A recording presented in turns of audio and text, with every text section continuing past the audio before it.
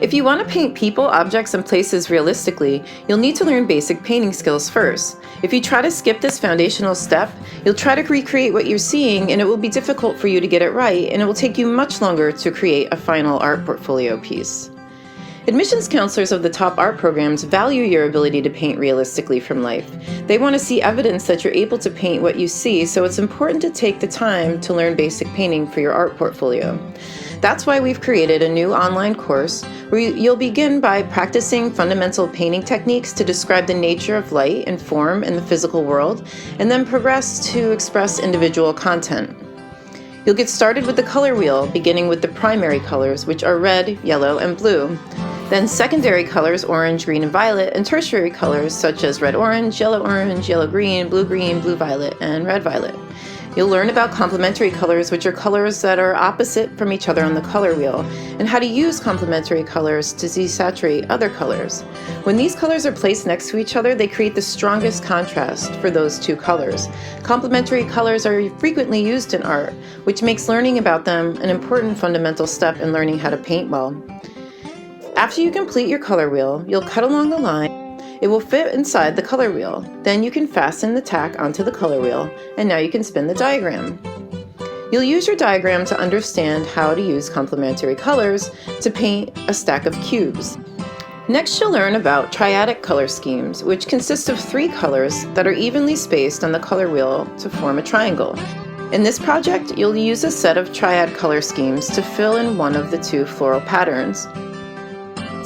You can choose to fill in the pattern any way you'd like, and as always, make sure to keep within the spaces. You'll create a grayscale using black and white to change the tones, first using the 3 primary colors, red, blue, and yellow.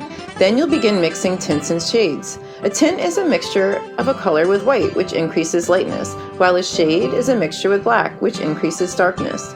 In the next project, you'll paint 3-dimensional forms such as the cube, cylinder, and sphere, starting with the cube in red, starting with the underpainting to set the mood. The goal of an underpainting is to establish and determine where the values will go with a thin layer of paint. You'll start layering to create the gradient from dark to light, starting with the right plane and its coarse shadow. Then move on to a cylinder, painting the entire cylinder and cast shadow with a blue underpainting. Moving on to the low light using a mix of blue and black, and then a mix of white and blue for the highlight on the top plane.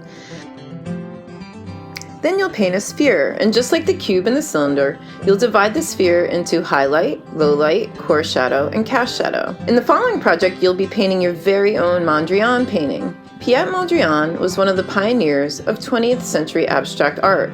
His artwork was redacted to simple geometric elements, and this is reflected in the painting you'll paint. He used simple combinations of straight lines, primary colors, black, white, and grays. You'll use a set of tetrad colors to paint this, the 2 complementary color pairs that are evenly spaced on the color wheel.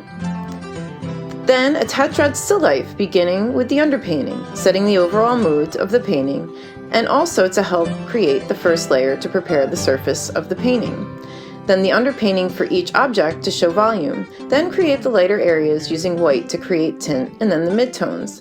The last thing before you complete this project will be the background. Your last project for the class will be an installation still life painting where you'll learn more sophisticated color mixing techniques to use the full spectrum of colors. Work on the highlights and the detailed patterns using a thin brush, noticing the subtle highlights and shadows. To complete your final painting, you'll tidy up the background. With each section of the basic painting course, you'll begin to see everything through the lenses of form, perspective, light, value, and composition, and the effect will be that your art will significantly improve.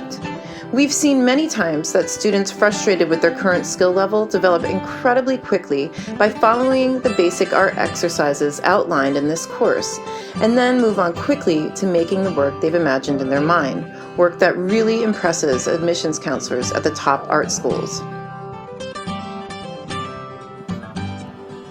Ashcan Art offers pre-college portfolio preparation courses year-round. Learn more about our courses at ashcanart.com and see accepted art portfolio examples on Instagram at ashcan.art. And please subscribe below for more art portfolio tips.